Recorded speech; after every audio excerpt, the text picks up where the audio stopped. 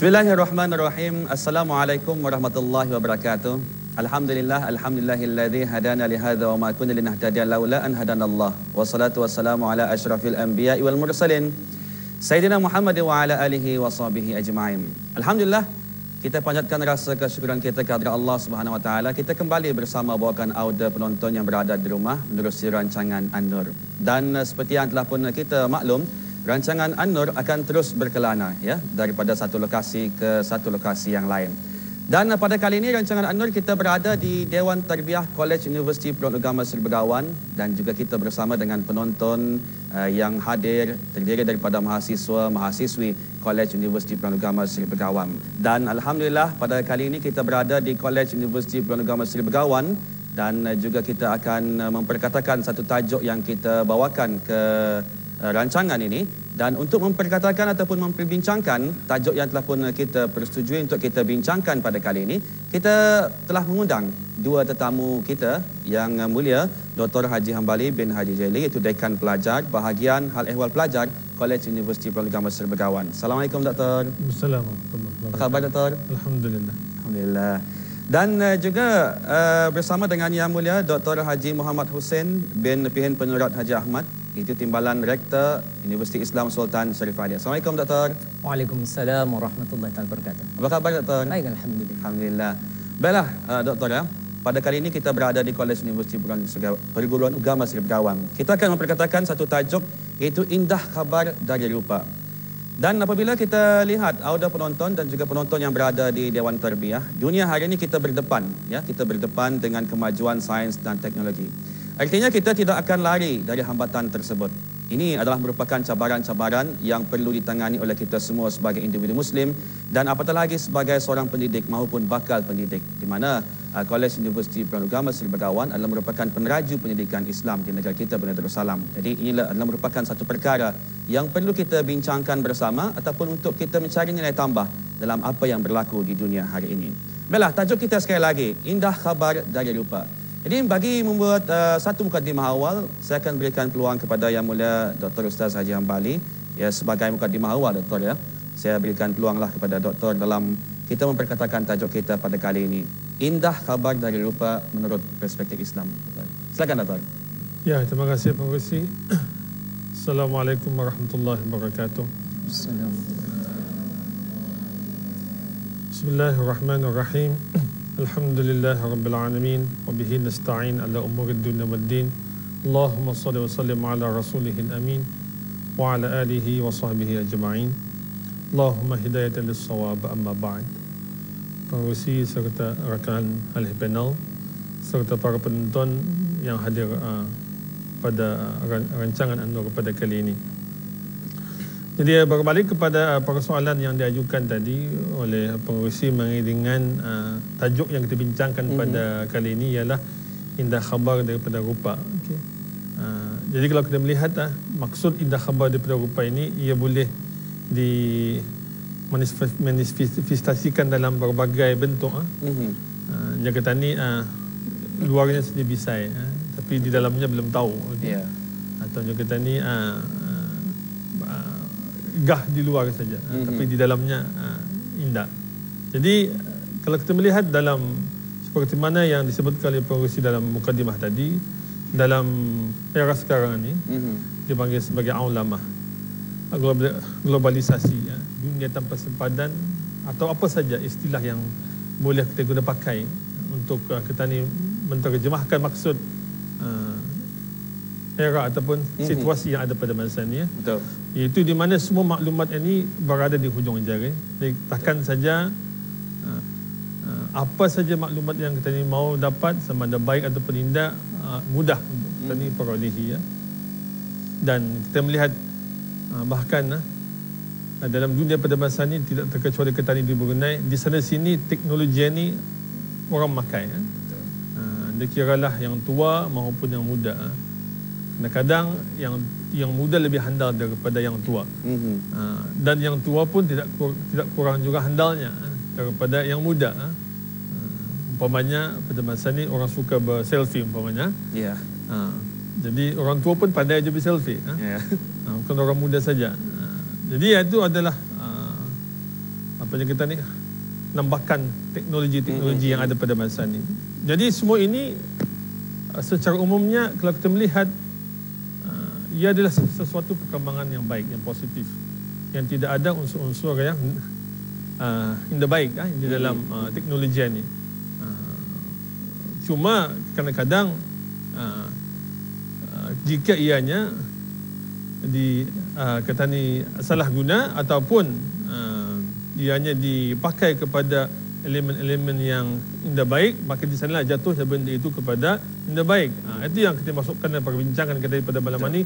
Kita menyentuh maksud indah khabar daripada rupa itu ialah dari segi kita melihat bagaimana ledakan-ledakan teknologi ini walaupun pada zahirnya sesuatu yang menunjukkan kemajuan, tetapi jika ianya disalahguna, maka ia boleh mendatangkan kepada impak-impak yang tidak baik. Sebab itulah dalam kaedah fiqhiyah ada menyebutkan dar'ul mafasid muqaddam ala jalbil masalih. Kata ni menolak yang tidak baik itu adalah didahulukan daripada membawa kebaikan. Maksudnya jika sekiranya teknologi yang canggih ini walaupun pada zahirnya sesuatu yang baik, yang positif, tetapi kalau kita melihat ianya lebih banyak kepada membawa unsur-unsur yang tidak baik, maka pada hal yang demikian adalah baik ianya ditinggalkan. Itu yang berbalik kepada kaedah fiqhiyah tadi itulah.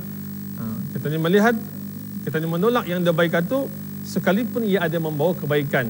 Sebabkan yang tidak baik itu terlampau banyak, maka yang baik sedikit itu kita tinggalkan saja. Itulah yang kita melihat. Sebab itu ketika saya belajar dulu, profesor saya, Profesor Momo Isalami, ia orang Nigeria. Saya berhubung dengan dia, satu masalah yang saya hadapi ialah ia tidak terdapat handphone. Ia tidak ada mobile. Dia di zaman yang masa ni pun ada manusia lagi yang tidak mau pakai handphone. Jadi kalau akan berhubung dengan ia, akan berjumpa kan, mesti email dulu. Email diceknya. Tapi handphone ia tidak ada. Jadi kata ni merasakan benda tu sebagai satu kesulitan lah. Jadi kita berhubung, apalagi pada zaman ini kita melihat teknologi seperti telefon bimbit ini sebagai satu keperluan, bukan satu lagi kemewahan. Necessity-nya kita ni, itu adalah satu keperluan. Tapi bagi setengah orang, mungkin seperti yang saya sebutkan tadi, ia melihat barangkali penggunaan telefon bimbit itu bagi dirinya lah kalilah. Ia melihat banyak unsur-unsur yang tidak baik yang akan berlaku kepada dirinya kalau ia menggunakannya. Mungkin saja ia lalai, mungkin saja ia akan mengumpat, ia bercerita yang tidak baik, menyebabkan berita-berita yang tidak sahih dan apa juga seumpamanya. Jadi sebab ia melihat benda itu lebih banyak membawa kepada yang tidak baik bagi dirinya, maka ia meninggalkan benda itu sekalipun ia ada membawa kebaikan. Itulah kalau kita melihat. Sebab tu kalau misalnya kita ni ketinggalan istilahnya ketinggalan zaman teknologi daripada orang lain, janganlah kita sedih. Ada orang misalnya ia ada terdapat Facebook, kita tidak ada. Ia ada terdapat IG, kita ni Instagram, kita tidak ada. Janganlah kita terasa sedih. Sebab boleh jadi dengan indah ada tu, ia adalah sesuatu yang lebih baik. Macam saya sendiri, saya tidak ada Facebook. Saya tidak ada Facebook. Jadi bukanlah nak melihat Facebook itu tidak baik, tapi saya melihat Facebook itu macam bukan sesuatu yang menjadi keperluan bagi diri saya sendiri. Jadi mungkin itulah kita melihat kita sendiri membuat suka-suka sama ada sesuatu yang namanya kemajuan itu boleh mendatangkan impak yang positif ataupun sebaliknya. Wallahu a'lam. Kita bersama dengan Dr. Haji Hussein. Dr. Dalam tajuk kita pada kali ini, Dr. Jika kita lihat kalau kita tidak terkawal, ianya boleh membawa kepada fitnah seperti yang telah pun Dr. Haji Hambali katakan tadi. Jadi kebanyakan dari kita memang mengetahui ni mengenai dengan implikasi fitnah itu sendiri, Dr. Jadi namun masih berlaku sama ada dilakukan di alam maya maupun dunia realiti, Dr. Ini bagaimana dengan komen Dr. sendiri? Bismillahirrahmanirrahim. Alhamdulillahirabbil alamin wa bihi nasta'in ala umurid dunya waddin. Wassalatu wassalamu ala asyrafil anbiya wal mursalin Sayyidina Muhammad wa ala alihi wa sahbihi ajma'in. Subhanaka la ilma lana illa ma 'allamtana innaka antal alimul hakim. Rabbi shrah li sadri wa yassir li amri wahlul 'uqdatam min lisani yafqahu qawli, amma ba'd. Terima kasih saudara pengurusi dan rakan panel yang saya hormati. Memang sebagaimana dibincangkan tadi, dengan kemajuan teknologi sekarang ini ya, dan hatta saya yakin setiap penonton yang ada hadir ni, hatta yang barangkali penonton yang ada di rumah, ada sisinya handphone misalnya. Dan ada bukan saya setakat satu handphone, kadang-kadang ada sampai 2 handphone. Jadi hatta sekarang ni hidup kata ni bangun pagi saja so melaksanakan tugas biasa. First thing atau perkara yang pertama kata ni pergi jangkau telefon, mencek SMS-nya kah, mencek WhatsApp-nya kah, mencek email-nya kah. Jadi mencek Twitter-nya kah. Jadi teknologi itu suatu perkara yang kita ni lihat pada hari ini, suatu perkara perkembangan yang makin sehari makin ke depan dan makin menjadi seperti yang diterangkan tadi saudara ahli panel tadi, menjadi necessity, keperluan. Sebenarnya kalau anda ada telefon sekarang ni kan mencek message barangkali misalnya ada perubahan jadual ke, hatta sekarang ni dengan kemajuan teknologi dalam melakukan perjalanan, misalnya dalam kenderaan boleh kita tahu kalau ada traffic jam. Betul. Jadi itulah satu perkembangan. Tapi dalam masa yang sama, itu bahagian daripada positifnya. Jadi dari segi negatifnya juga kita melihat kadang-kadang ia menjadi punca menyebarnya, meluasnya fitnah. Dengan orang sekarang ini jadi viral. Betul. Jadi apa saja yang dia terutama dengan sekarang ini dengan adanya WhatsApp, mudah sama ada image, sama ada video, short video, dengan mudah saja disebarkan. Termasuklah tidak terkecualilah fitnah ni. Sedangkan fitnah ni bukannya setakat dengan adanya bantuan teknologi ni. Sedangkan pada zaman yang silam dengan yang dahulu pun sudah berlaku. Betul. Cuma caranya tu berbeza sedikit. Jadi kalau melihat dengan fitnah ni, dalam Islam kata ni sendiri Allah Subhanahu taala dalam beberapa ayat telah menekankan. Ini hatta dijadikan pengajaran bagi kita ni. Di antaranya dalam surah Baqarah diulang sebanyak 2 kali ayat wal fitnatu asyaddu minal qatl. Bahawa sungguhnya angkara fitnah itu lebih dahsyat daripada membunuh. Dan ayat yang lain wal fitnatu akbaru minal qatl. Dan membunuh fitnah itu bahayanya lebih besar angkaranya daripada membunuh. Dan dalam menerima perkhabaran ini, ia fitnah ni apabila kita ni menilai, ia ada medium tempat dia disebarkan. Kalau dahulu mungkin dengan tidak ada kemajuan, kita ni menyebarkannya daripada mulut ke mulut. Betul. Sekarang ini dengan ada kemajuan, sama ada dalam Facebooknya, dengan WhatsAppnya, dengan Twitternya, jadi mudah disebarkan. Jadi dalam perkara ini sebenarnya agama Islam sudah mengajarkan kita ni. Ini terutama kita ni yang menerima bangun pagi ada WhatsApp berlaku suatu tragedi di luar. Akan disebarkan. Dalam perkara ini Allah SWT telah menekankan dalam suratul Hujurat ayat 6. Yang Allah SWT firmannya, ya ayyuhalladzina amanu in ja'akum fasiqun binaba'in fatabayyanu an tusibu qauman bijahalatin fatusbihu ala ma fa'altum nadimin. Yang mafhumnya, wahai orang-orang beriman, apabila datang seorang daripada orang munafik membawakan perkhabaran berita, fatabayyanu, hendaklah kamu pastikan apa yang disebarkan, apa yang didatangkan itu adalah berita yang sahih. An tusibu qauman bijahalatin, kerana apa, ditakuti kamu akan mendatangkan mudarat kepada orang lain dengan perkhabaran tadi itu, sedangkan tidak ada usul periksa. Fatusbihu ala ma fa'altum nadimin, dan kemudiannya kamu menyesal bila tahu perkara itu tidak benar. Jadi itulah perkara yang diajarkan oleh Islam. Apabila menerima sesuatu berita ni, hendaklah kita ni pastikan bahawa sumbernya dan berita itu sendiri adalah sahih, berita yang betul. Dalam perkara fitnah ni juga hatta dalam Al-Quran sendiri tercatat, dan dalam Sahih Bukhari, dalam hadis-hadis, dan hadis yang lengkap adalah dalam riwayat Imam Bukhari daripada Urwah bin Zubair, diriwayatkan daripada Aisyah, yang dinamakan hadis al-ifk, iaitu tuduhan, lemparan fitnah kepada Sayyidina Aisyah yang menuduh Sayyidina Aisyah ini telah melakukan sumbang, ini berzina. Ini perkara ini apabila kita ini teliti sejarahnya dengan panjang lebar disebutkan dalam Sahih Bukhari. Ia bermula dalam sewaktu peperangan. Dan Rasulullah SAW ini, kerana kita maklum bahawa baginda ini mempunyai isteri yang ramai. Jadi apabila musafir, Rasulullah SAW ini akan mengadakan undian dengan anak panah dengan sebagainya, mengundi siapa di antara isteri baginda yang akan ikut keluar untuk musafir dengan baginda. Jadi pada ketika itu apabila membuat undian, maka terkenalah undian Sayyidina Aisyah radhiyallahu anha untuk keluar menemani Rasulullah SAW. Jadi dalam cerita ni, iaitu Rasulullah SAW pada ketika itu keluar ke dinamakan Ghazwah Bani Mustalik atau Ghazwah Al-Muraisi'. Itu berlaku pada sekitar bulan Sya'ban pada tahun 2 Hijrah. Ini di mana Rasulullah SAW mendengar seorang pembesar daripada Bani Mustalik ini bercita-cita untuk menyerang umat Islam di Madinah pada ketika itu. Dia ketuanya Haris ibn Dirar. Jadi sebelum Haris bin Dirar ini dapat mengaturkan tenteranya untuk menyerang Madinah, Rasulullah SAW telah bertindak lebih cepat dengan menghantar bala tentera dan baginda sendiri keluar untuk memerangi Bani Mustalik ini.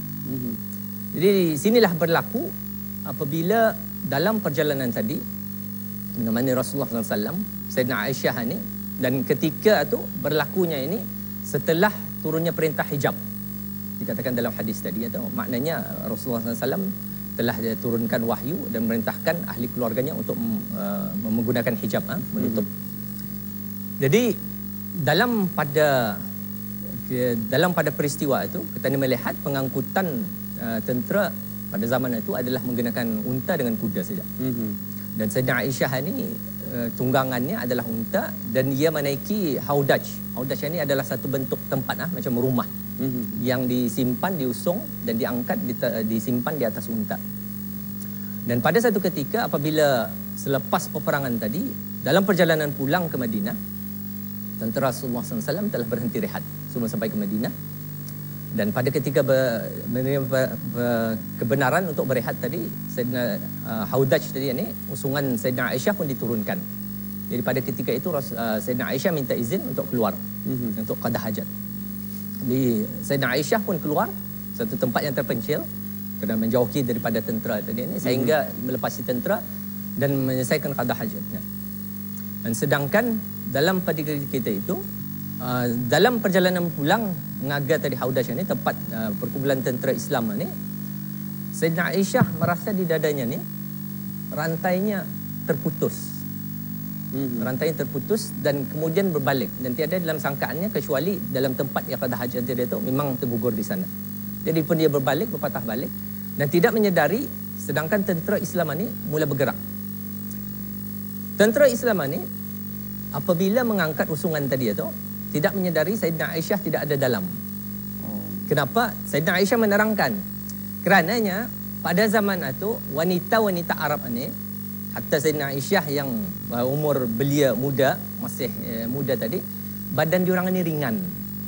Jadi sama ada dalam usungan, tidak ada dalam usungan pun tentera tadi yang mengangkat tadi tidak menyedari akan ada atau tidak. Jadi menyangkakan bahawa Sayyidina Aisyah ada di dalam, mereka angkat dan naikkan ke arah pelana, arah unta dan terus dia berjalan. Dan Sayyidina Aisyah yang tidak menyedari kemudian balik ke tempat tadi dan mendapati tenteranya dah lagi ada. Dia tahu bekas tempat di mana ia turun tadi. Jadi dia pun menunggu di sana. Dengan sangkaannya bahawa tentera itu kemudian memang akan menyedari yang dia ini tertinggal Sayyidina Aisyah dan mengharapkan mereka akan kembali. Tapi sangkaannya itu tidak berlaku. Maka apabila ia berehat, ia pun tertidur Sayyidina Aisyah tadi. Sehingga kan ada seorang pemuda namanya Safwan bin Mu'attal As-Sulami.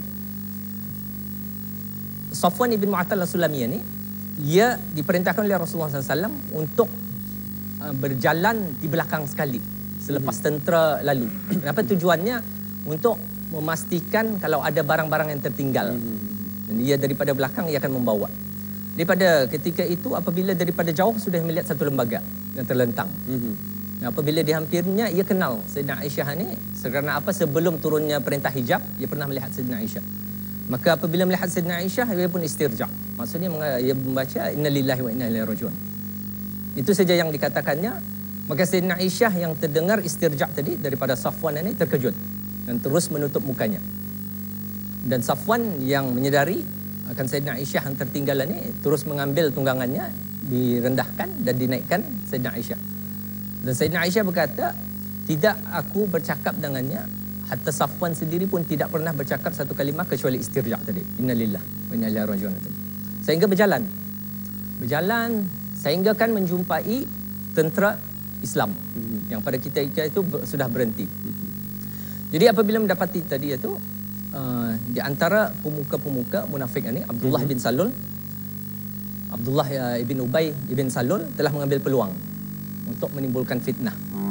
Jadi diambilnya peluang untuk menimbulkan fitnah, dan di antara mereka yang menerima tadi fitnah tadi itu yang membenarkannya apabila sampai ke Madinah ada Hasan ibn Sabit, Mistah ibn Uthathah, dan juga Hamnah binti Jahsh, ini saudara kepada Zainab ibn Jahsh, isteri Rasulullah SAW. Kerana apa ya Abdullah ibn Ubay ibn Salul ini, apabila Rasulullah SAW telah menang peperangan tadi, di antara yang ditawan adalah wanita-wanita tadi dalam peperangan. Dan salah seorang yang ditawan adalah Juwairiyah binti Haris, iaitu anak kepada pembesar Haris tadi. Dan Juwairiyah ini akhirnya dikahwini oleh Rasulullah SAW dan dibebaskannya, dinikahinya. Dan perempuan-perempuan yang ditawan oleh umat Islam pun dibebaskan. Jadi sehingga kan dibebaskan dengan perbuatan orang-orang Islam tadi, semua mereka telah masuk Islam automatiknya. Jadi semua kaum itu telah masuk Islam dan mendatangkan bukan saya setakat kemenangan peperangan, tapi kemenangan dakwah Islam kepada mereka. Ini yang menjadikan Abdullah bin Ubay bin Salul ini marah. Kerana munafik di Madinah yang menimbulkan fitnah tadi. Dan kisah ni memang panjang kalau kan membaca seterusnya di jadi diringkaskan sehingga kan Rasulullah dalam keadaan sebulan itu Rasulullah SAW apabila masuk keluar dengan Aisyah ni biasanya dia mesra dengan Aisyah. Tapi apabila dia masuk dengan Aisyah tu dia bertanya, dan keadaan waktu itu Aisyah dalam sebulan itu tengah sakitnya lah, tapi dia teruk. Dan apabila Rasulullah SAW bertanya kaifatikum, tidak disebutnya dengan nama. Sedangkan Rasulullah SAW apabila keadaannya biasa dia mesra dengan Aisyah ni disebutnya Uwaish. Ini nama timang-timangannya, nama manjanya di rumah. Ini waktu-waktu Rasulullah SAW dalam tempoh sebulan atau apabila masuk macam tidak menghiraukan Sayyidina Aisyah ni. Jadi Sayyidina Aisyah ni sedangkan dia dalam tempoh sebulan itu tidak tahu apa yang berlaku. Tapi di Madinah sudah berlaku tersebar fitnah tadi. Dan sehingga kan apabila suatu ketika ia keluar dan ditemani oleh seorang wanita, baru dia mendengar bahawa anak tadinya ni iaitu Mistah ni, ibunya menceritakan pada Aisyah, tidakkah kamu mendengar berita yang Jadi apabila mendengar dia pun terkejut dan dia minta izin daripada Rasulullah SAW untuk mendatangkan kedua ibu bapanya, Sayyidina Abu Bakar dan ibunya, dan kemudian dia bertanya dengan perhabaran itu, maka dikatakan memang betul. Sehingga Rasulullah SAW apabila datang melihat mereka pun duduk dan kemudiannya ia sembahyang berdoa dan dia mengatakan kepada Aisyah, kalau sekiranya kamu memang bari, artinya bebas daripada tuduhan ini, insya-Allah Allah SWT akan bari, jadi membebaskan kamu daripada tuduhan tadi. Tapi sekiranya kamu memang terjerumus dengan dosa tadi, maka bertaubatlah kerana Allah SWT menerima taubat. Dia diringkaskan cerita, kemudian turunlah wahyu. Itu dalam surah An-Nur tadi, sehingga kan 10 ayat berturut-turut turun, iaitu di mana Allah SWT telah membebaskan, berarti mengatakan bahawa Sayyidina Aisyah ini bebas. Dan dalam ayat ini banyak pengajaran lah dalam surah Nur ini, daripada ayat 11 hingga 20, yang mana di antaranya Allah SWT menekankan orang-orang mukmin tadi ini. Inilah pengajaran yang dapat diterima, diambil sedikit sebanyak. Apabila mendengarkan sesuatu fitnah tadi itu, tidak mempercayainya, terutama tuduhan zina tadi ini. Tahu dalam Islam hendaklah mendatangkan 4 saksi. Sedangkan pada zaman itu apabila fitnah tadi berluasa, tidak ada yang minta saksi. Dan kemudian Allah SWT mengajarkan bahawa jangan lagi perkara ini berulang di masa akan datang. Inilah pengajaran yang sepatutnya diambil oleh orang-orang